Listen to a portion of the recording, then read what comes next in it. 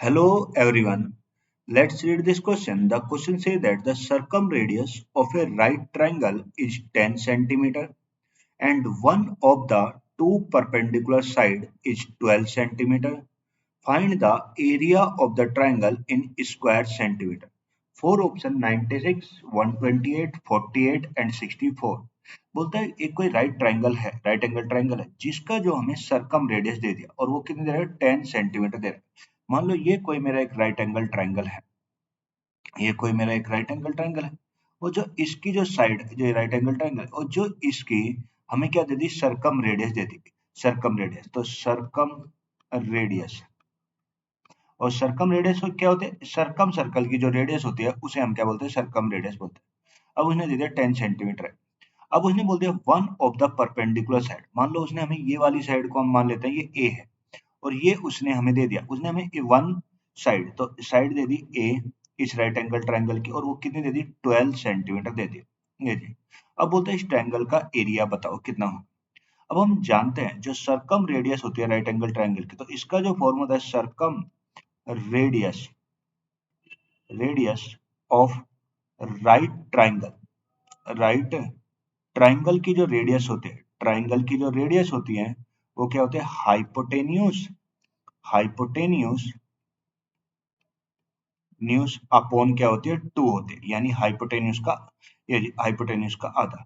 तो अब हम उसने हमें सरकम रेडियस की वैल्यू दे रखी। अब मेरे हिसाब से सरकम रेडियस कितनी है 10 है।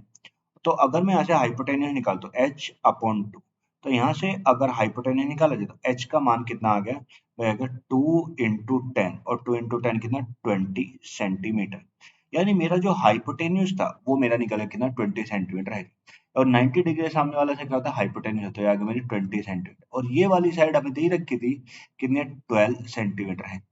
अब हमें चाहिए इसका बेस, क्योंकि एरिया ऑफ ट्राइंगल क्या होता है half into perpendicular into base होता है। तो सबसे पहले मैं बेस निकालूं, तो अगर मैं यहाँ पे किसका यूज करूं, यूजिंग पाइथागोरस थ्योरम, अगर हम यहाँ पे लगाएं यूजिंग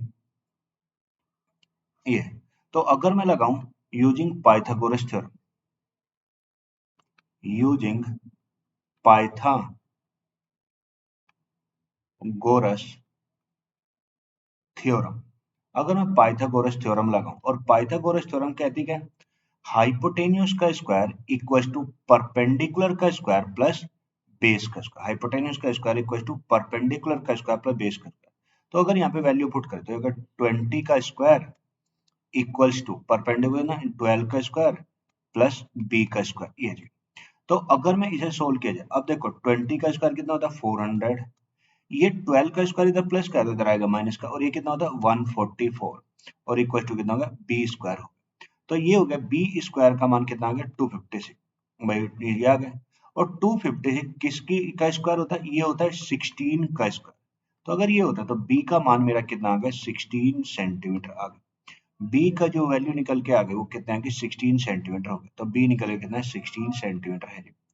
तो अब मेरे पास परपेंडिकुलर भी आ गया और बेस भी आ गया। तो अब हमें निकालना है एरिया ऑफ ट्राइंगल। अब देखो एरिया ऑफ ट्राइंगल का फॉर्मूला, भाई area of right triangle, right triangle जो मेरा होगा ये क्या होगा हाफ इंटू परपेंडिकुलर इंटू क्या होगा बेस होगा। तो अगर मैं यहाँ पे वैल्यू पुट करूँ, मैं यहाँ पे अगर वैल्यू पुट करूंगा तो a equal to half into perpendicular कितना है, भाई परपेंडिकुलर 12 और इंटू बेस कितना है 16।